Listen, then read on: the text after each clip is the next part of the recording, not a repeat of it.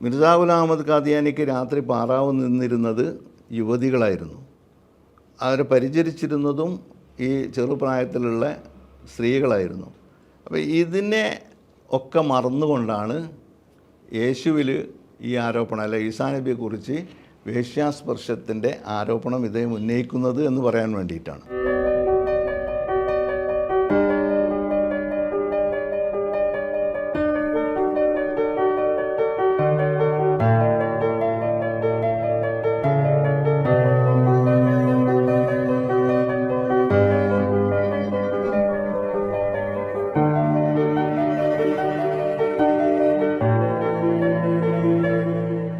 മിർസാ ഗുലാം അഹമ്മദ് ഖാദിയാനി ആദ്യം വാദിച്ചത് മുജദ്ദിദ്, പിന്നെ മഹ്ദി, അങ്ങനെ ഒരു ക്രമപ്രവൃത്തമായിട്ടാണ് വാദം ഉന്നയിക്കുന്നത്.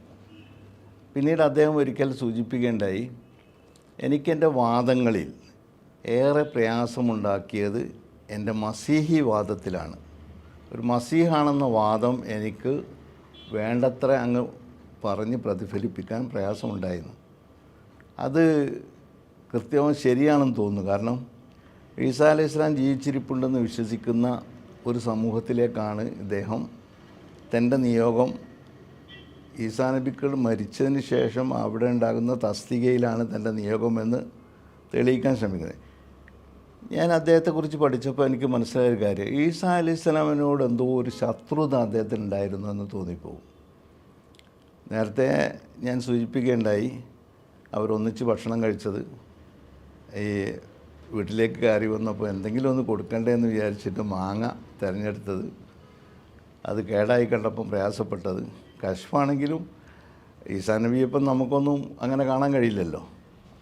പക്ഷേ മിർസാ ഗുലാം അഹമ്മദ് ഖാദിയാനി പറഞ്ഞത്, നിങ്ങൾക്ക് ആർക്കെങ്കിലും ഈസാ നബിയെ കാണണമെങ്കിൽ എൻ്റെ കൂടെ വരും, എന്നോട് സഹവസിച്ചാൽ മതി, 4-5 ദിവസം എൻ്റെ കൂടെ നിന്നാൽ ഞാൻ നിങ്ങൾക്ക് ഈസാ നബിയെ കാണിച്ചു തരുന്നതാണ്.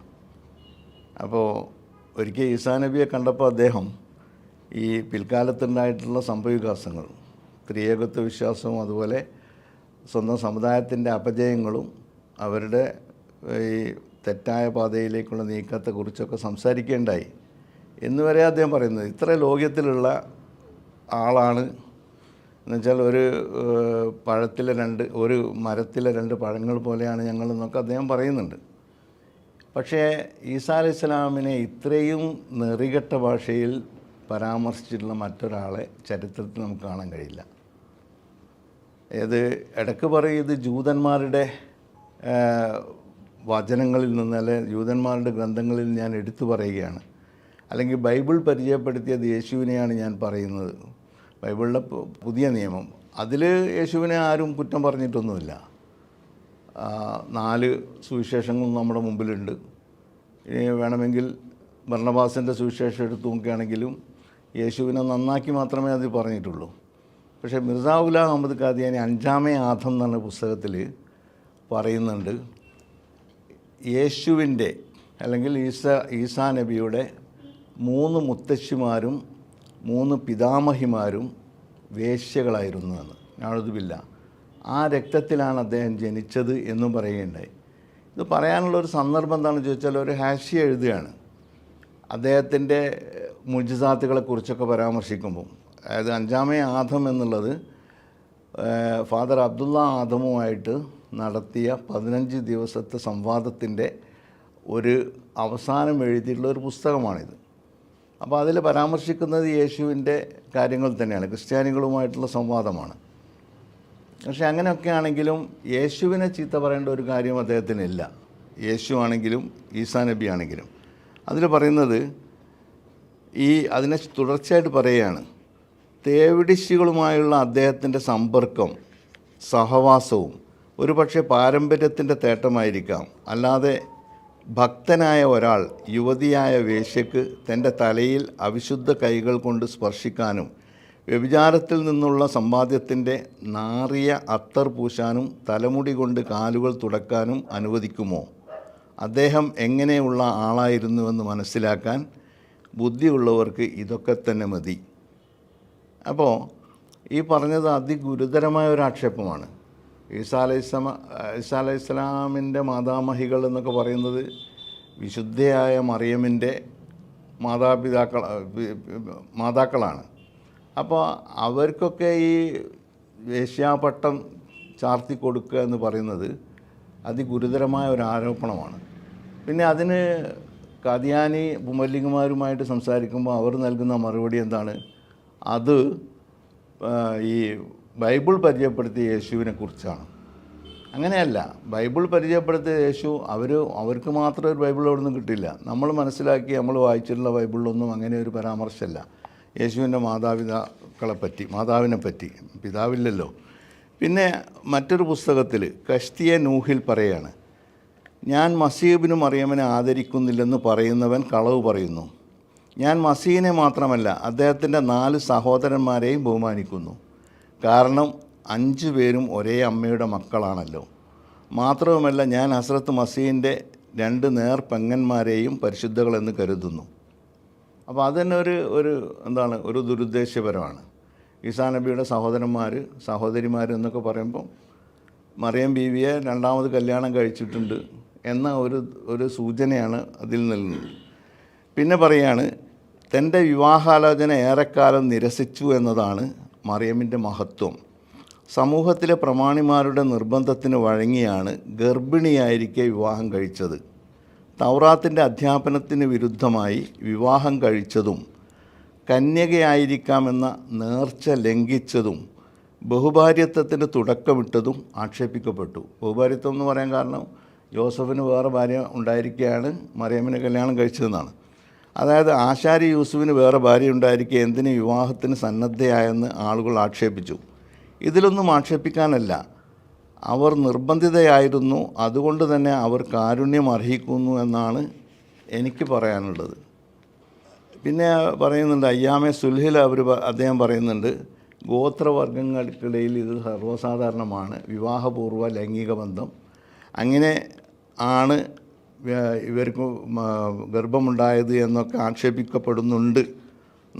പിന്നെ അവസാനം അവർ ചോദിക്കുന്നുണ്ട്, ഈ മറിയം ബീവിയെക്കുറിച്ച് നിങ്ങൾക്ക് ഈ ആക്ഷേപങ്ങൾക്കൊക്കെ എന്ത് മറുപടിയാണ് നിങ്ങൾക്ക് പറയാനുള്ളത്? ഞാനാകട്ടെ അതിനെക്കുറിച്ച് ആലോചിച്ച് പ്രയാസപ്പെട്ടിരിക്കുകയാണെന്ന്.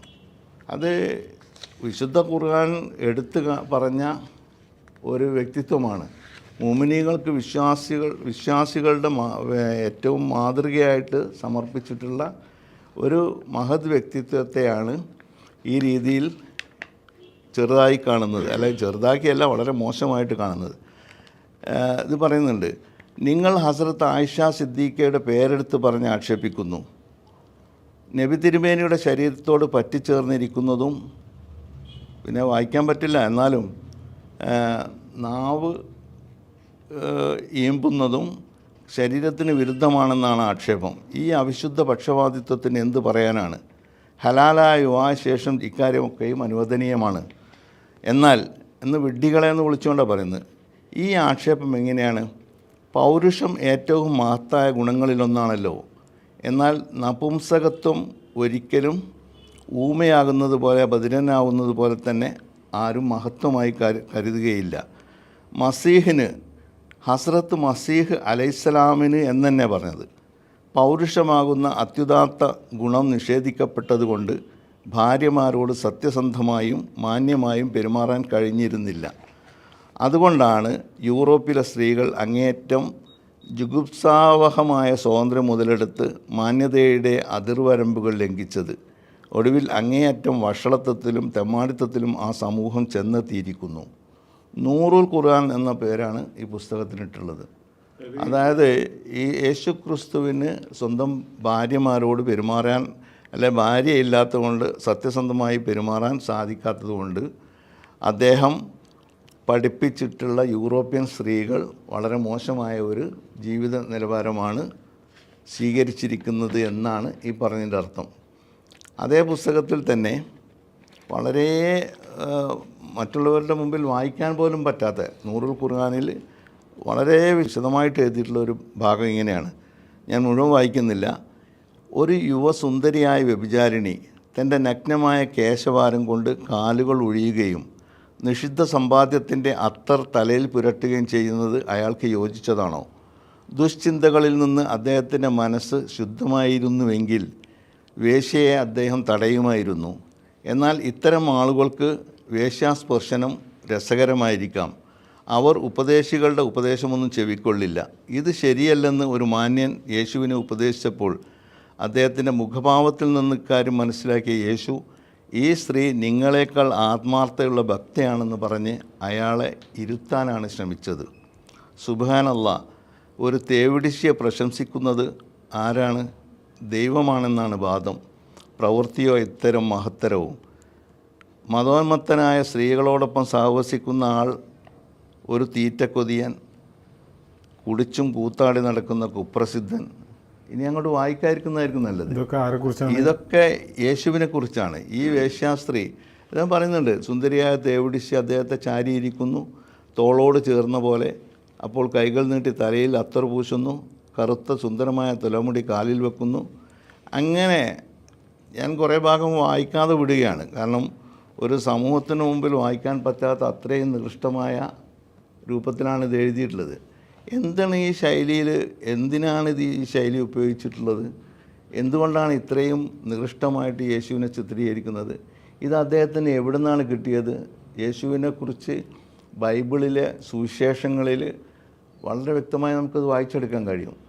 മഗ്ദലന മറിയം എന്നൊരു സ്ത്രീ, അവരുടെ ജീവിതം പാപഭംഗിരമായിരുന്നു ഒരു. പക്ഷേ അവർ പശ്ചാത്തപിച്ച് മടങ്ങി യേശുവിൻ്റെ ശിഷ്യത്വം സ്വീകരിച്ചുകൊണ്ട് അദ്ദേഹത്തിൻ്റെ അടുത്തേക്ക് വരികയാണ്. എന്നിട്ട് അതിനെക്കുറിച്ചാണ് പറഞ്ഞത്, പാപം ചെയ്യാത്തവർ കല്ലെറിയട്ടെ എന്ന് പറഞ്ഞത്. അപ്പോൾ സ്വാഭാവികമായിട്ടും ഈ സ്ത്രീക്ക് പാപമോചനവും അതുപോലെ പ്രായശ്ചിത്തവും ഒക്കെയുള്ള അവസരങ്ങളുണ്ട്. അവരെത്ര തന്നെ മോശമായ ജീവിതം നയിച്ചിട്ടുണ്ടെങ്കിലും യേശുവിനെ അവർക്ക് സ്വീകരിക്കാൻ കഴിഞ്ഞെങ്കിൽ അത് ഒരു മഹത്തായ ത്യാഗമാണ്, അല്ലെങ്കിൽ ഒരു പശ്ചാത്താപമാണ്. ഇത് തന്നെയാണ് ബൈബിളിൽ നിന്ന് നമുക്ക് വായിച്ചാൽ കിട്ടുക. അതിലപ്പുറം ഒന്നും നമുക്ക് ബൈബിളിൽ നിന്ന് പറഞ്ഞാൽ ഏത് ഭാഷയിൽ ലഭ്യമാണ്. പക്ഷേ മിർസാ ഗുലാം അഹമ്മദ് ഖാദിയാനി യേശുവിനെ പരമാവധി നാശമാക്കാൻ, വളരെ ഇകഴ്ത്തി കാണിക്കാൻ വേണ്ടിയാണ് ഇത് ഉപയോഗിച്ചിട്ടുള്ളത്. അപ്പോൾ ഇത് സ്വാഭാവികമായിട്ടൊരു ചോദ്യം ഉണ്ടാവും, ഇതൊക്കെ കേൾക്കുമ്പോൾ ഇവർക്കെന്താണ് മറുപടി ഉള്ളത് എന്ന്. അപ്പോൾ അവർ പറയുന്ന ഒരു മറുപടി, ഈസാ അലൈഹി ഇസ്ലാമിനെ കുറിച്ചല്ല, യേശു ക്രിസ്തുവിനെ കുറിച്ചാണ് ഈ പറഞ്ഞതൊക്കെ എന്നാണ്. അപ്പോൾ യേശു ക്രിസ്തുവും ഈസാ നബിയും രണ്ടാളാക്കി, അല്ലെങ്കിൽ ബൈബിളിൽ പറയുന്ന യേശുവിനെയാണ് പറയുന്നത്. പക്ഷെ അതല്ല എന്നതിന് ഒരു കാര്യം കൂടി അവസാനിപ്പിക്കുന്നതിൽ ഞാൻ പറയുകയാണ്. ഒരു വാക്കും ഉപയോഗിക്കുന്നുണ്ട്, മസീഹിൻ്റെ സത്യനിഷ്ഠ മറ്റുള്ളവരെക്കാൾ ഒട്ടും മെച്ചമായിരുന്നില്ല. എന്നാൽ യഹ്യാ നബിക്ക് അദ്ദേഹത്തെക്കാൾ മഹത്വം കാണാം. കാരണം അദ്ദേഹം മദ്യപിച്ചിരുന്നില്ല. ആര്? യഹ്യാ നബി. മസീഹ് മദ്യപിച്ചിരുന്നപ്പോൾ അത് പെട്ടെന്ന് വളരെ കൃത്യമായിട്ട് മനസ്സിലാക്കാം. തേവിടിശ്ശികൾ ആരെങ്കിലും തൻ്റെ സമ്പാദ്യം ഉപയോഗിച്ച് അദ്ദേഹത്തിൻ്റെ തലയിൽ അത്തർ പൂശിയതായോ കൈകൊണ്ടോ തലമുടി കൊണ്ടോ സ്പർശിച്ചതായോ കേട്ടിട്ടില്ല യഹ്യാ നബിയെക്കുറിച്ച്. ഏതെങ്കിലും അന്യയുവതികൾ അദ്ദേഹത്തെ പരിചരിച്ചിട്ടുമില്ല. ഇക്കാരണത്താൽ അള്ളാഹു ഖുർആനിൽ യഹ്യാ നബിയെ ഹസൂർ ആത്മനിയന്ത്രണമുള്ളവൻ എന്ന് വിളിച്ചു. പക്ഷേ മസീഹിനെ ഇങ്ങനെ വിളിച്ചില്ല, കാരണം അദ്ദേഹത്തിൻ്റെ കഥകൾ ഈ പേര് നൽകുന്നതിന് തടസ്സമായിരുന്നു. ദാഫിയുൽ ബല പേജ് 4-ലാണത് പറഞ്ഞിട്ടുള്ളത്. ആ ഭാഗത്തിൽ നമുക്ക് കാണാം ഇങ്ങനെ ഒരു പ്രയോഗം, അതായത് മസീഹ് അലൈഹിസ്സലാം എന്ന് പറഞ്ഞുകൊണ്ട് തന്നെയാണ് ഇവിടെ പരാമർശിച്ചിട്ടുള്ളത്. അപ്പോൾ അത് യേശു അല്ല, അല്ലെങ്കിൽ ഇങ്ങനെ പറഞ്ഞ് രക്ഷപ്പെടാൻ ഇവർക്ക് കഴിയുകയില്ല. ഇവിടെ ये हज़रत ईसा अलैहिस्सलाम ने यहिया के हाथ पर जिसको ईसाई യോഹന്ന कहते हैं എന്നും പറഞ്ഞുകൊണ്ടാണ് എൻ്റെ താഴോട്ട് പോകുന്നത്. അപ്പോൾ ഈസാ അലൈഹിസ്സലാമിനെ കുറിച്ചാണ് പറഞ്ഞിട്ടുള്ളതെന്ന് വ്യക്തമാണ്. ചുരുക്കത്തിൽ മിർസാ ഗുലാം അഹമ്മദ് ഖാദിയാനി ഈസാ നബിയെ പരാമർശിക്കുമ്പോഴൊക്കെ ഇത്രയും മോശമായ ഒരു രീതിയിൽ പറയുന്നു. അതോടൊപ്പം നമ്മൾ മനസ്സിലാക്കേണ്ട ഒരു കാര്യം, ഇത് സദൃശ മസീഹ്വാദിക്കാണ് കൂടുതൽ യോജിക്കുക എന്നാണ്. അത് പറയുമ്പോൾ അഹമ്മദികൾക്ക് ഒരു പക്ഷേ വളരെ പ്രകോപനം ഉണ്ടാക്കും. പക്ഷേ ഇത് എൻ്റെ വകയായിട്ടല്ല പറയുന്നത്. അദ്ദേഹത്തെ സദൃശ മസീഹാണെന്ന് പറഞ്ഞ മിർസാ ഗുലാം അഹമ്മദ് ഖാദിയാനിയെ അദ്ദേഹത്തിൻ്റെ മകൻ ബഷീർ അഹമ്മദ് പറയുന്ന ഒരു കാര്യം മാത്രം വായിക്കാം. മസീഹ് എന്ന് പറഞ്ഞാൽ മിർസാ ഗുലാം അഹമ്മദ് ഖാദിയാനി,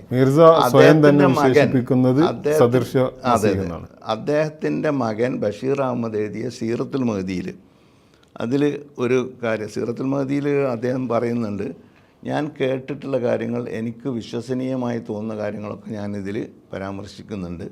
അപ്പോൾ അതിൽ അദ്ദേഹം അതിൻ്റെ വരായികളെക്കുറിച്ച് അദ്ദേഹം ചിന്തിച്ചിട്ടില്ല, അല്ലെങ്കിൽ അത് അദ്ദേഹത്തിൻ്റെ പ്രശ്നമായിരുന്നില്ല. അതുകൊണ്ടാണ് അദ്ദേഹം മിർസ ഗുലാം അഹമ്മദ് ഖാദിയാനിക്ക് മാലിയ ഹൂലിയ, മറാക്ക്, ഹിസ്റ്റീരിയ എന്നൊക്കെ ആ വാക്കുകൾ തന്നെ ഉപയോഗിച്ചിട്ടുള്ളത്. ഇവിടെ അദ്ദേഹം പരിചയപ്പെടുത്തുന്നത് എന്താണ്? അബ്ദുൽ സത്താർ ഷാ എനിക്ക് തന്ന വിവരണമാണിത്. എൻ്റെ മൂത്ത മകൾ സൈനബ ബീഗം പറയുന്നു, ഞാൻ 3 മാസത്തോളം മസീഹിൻ്റെ പരിചാരികയായി കഴിഞ്ഞിട്ടുണ്ട്. ചൂടുകാലത്ത് വീശിക്കൊടുക്കലായിരുന്നു ജോലി. ചിലപ്പോൾ പാതിരാത്രി വരെയും അതിനപ്പുറവും ഞാൻ വീശിക്കൊണ്ടിരിക്കും. എനിക്കതിൽ യാതൊരു ക്ഷീണവും തോന്നിയിരുന്നില്ല. 2 തവണ എനിക്ക് ഇശാ മുതൽ സുബഹി വരെ അദ്ദേഹത്തെ പരിചരിക്കാൻ അവസരം കിട്ടിയിട്ടുണ്ട്. സീറത്തുൽ മഹദിയിലെ 3-ാം വാള്യത്തിൽ 273-ാം പേജിലാണ് ഇതുള്ളത്. അതുപോലെ റസൂൽ ബീബി സാഹിബ് ഒരിക്കൽ പറഞ്ഞു, ഒരു കാലത്ത് ഞാനും ബാബു ഷാഹിദിൻ്റെ ഭാര്യയുമായിരുന്നു മസീഹ് മൗദിന് രാത്രി സമയത്ത് പാറാവ് നിന്നിരുന്നത്. ഞാൻ ഉറക്കത്തിൽ എന്തെങ്കിലും പറഞ്ഞാൽ ഉടനെ ഉണർത്തണമെന്ന് അദ്ദേഹം പറഞ്ഞിരുന്നു. ഒരു ദിവസം അദ്ദേഹം എന്തോ പറയുന്നത് കേട്ടപ്പോൾ ഞാൻ വിളിച്ചുണർത്തി. അപ്പോൾ രാത്രി 12 മണിയായിരുന്നു. അങ്ങനെ തുടരുകയാണത്. അതായത് ഇതിൽ ഒരു സൂചന മാത്രം ഞാൻ തരുന്നത്, മിർസ ഗുലാം അഹമ്മദ് ഖാദിയാനിക്ക് രാത്രി പാറാവ് നിന്നിരുന്നത് യുവതികളായിരുന്നു. അവരെ പരിചരിച്ചിരുന്നതും ഈ ചെറുപ്രായത്തിലുള്ള സ്ത്രീകളായിരുന്നു. അപ്പോൾ ഇതിനെ ഒക്കെ മറന്നുകൊണ്ടാണ് യേശുവിൽ ഈ ആരോപണം, അല്ല ഈസാ നബിയെക്കുറിച്ച് വേശ്യാസ്പർശത്തിൻ്റെ ആരോപണം ഇദ്ദേഹം ഉന്നയിക്കുന്നത് എന്ന് പറയാൻ വേണ്ടിയിട്ടാണ്. അപ്പോൾ ഈ കാര്യം കൂടി നമ്മൾ മനസ്സിലാക്കണം. ഈസാ നബിയുമായിട്ട് ബന്ധപ്പെട്ട കാര്യത്തിൽ മിർസക്ക് എന്തോ ഒരു ദേഷ്യം. എനിക്ക് ഈ ഒരു ഭാഗം കേട്ടപ്പോൾ എനിക്ക് തോന്നിയിട്ടുള്ളത്, ഒരു പുറത്തുനിന്ന് വീക്ഷിക്കുമ്പോൾ ഒരു ആധുനിക സാമൂഹിക സംവിധാനത്തിൽ ഓരോ സ്വത്വങ്ങളെയും അതിൻ്റേതായ ഓരോ ഐഡൻറ്റിറ്റിക്കും അതിൻ്റേതായ ഒരു പ്രാധാന്യവും അതിൻ്റേതായ ഒരു വ്യക്തിത്വവും നൽപ്പിക്കുക എന്നുള്ളതൊരു നമ്മളുടെ ഒരു ഡെവലപ്ഡ് സൊസൈറ്റിയുടെ ഒരു ഭാഗമാണ്. അപ്പോൾ ഇദ്ദേഹത്തിൻ്റെ ജീവചരിത്രം താങ്കളിൽ നിന്ന് കേട്ടു വരുമ്പോൾ അതിൽ പിന്നെ ജാതി അധിക്ഷേപം നടക്കുന്നുണ്ട്. കഴിഞ്ഞ ദിവസം നമ്മൾ പറഞ്ഞു. ഇപ്പോൾ വംശീയ അധിക്ഷേപവും കൂടിയും കേൾക്കേണ്ടി വന്നു. അപ്പോൾ യൂറോപ്പിലെ സ്ത്രീകൾ, അതൊരു കമ്മ്യൂണിറ്റിയാണ്. യൂറോപ്പിലെ സ്ത്രീകൾ മഹാമോശമാണ്. കാരണം അവർ കേട്ട് വളർന്നിട്ടുള്ളത് ഈസാ നബിയുടെ കഥയാണ് എന്ന് പറഞ്ഞുകൊണ്ട്, അപ്പോൾ ഒരു വംശീയ അധിക്ഷേപവും ജാതി അധിക്ഷേപവും അതോടൊപ്പം തന്നെ ഇപ്പോൾ വേശ്യകൾ അങ്ങനെ ഒരു കമ്മ്യൂണിറ്റി ഉണ്ടാക്കുകയും അവരുടെ ടച്ചുള്ളവരാണ് ഈ രീതിയിൽ ഒരു പിന്നെ എന്താ പറയുക, നമ്മളുടെ ഒരു അൺകൾച്ചേർഡ് സൊസൈറ്റിയെ റെപ്രസെൻ്റ് ചെയ്യുന്ന ഒരു സാധനം എന്നാണ് ഇതിലൊക്കെ പറയാറുള്ളത്.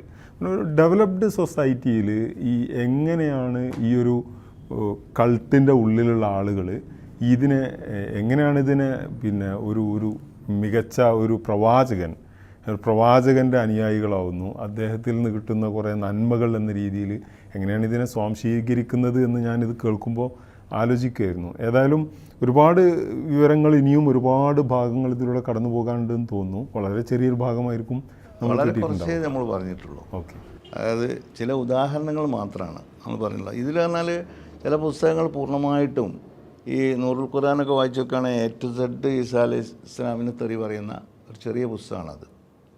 ഞാൻ അതിലൊരു ഭാഗം മാത്രമേ എടുത്തുള്ളൂ. ഒരുപാട് പേജുകൾ, അത് ചിലയിടത്ത് വലുതായി വലിയ അക്ഷരങ്ങൾ കൊടുക്കുന്നുണ്ട്. നമുക്ക് കാണാവുന്നേ ഉള്ളൂ. ഇൻഷാ അല്ലാഹ്.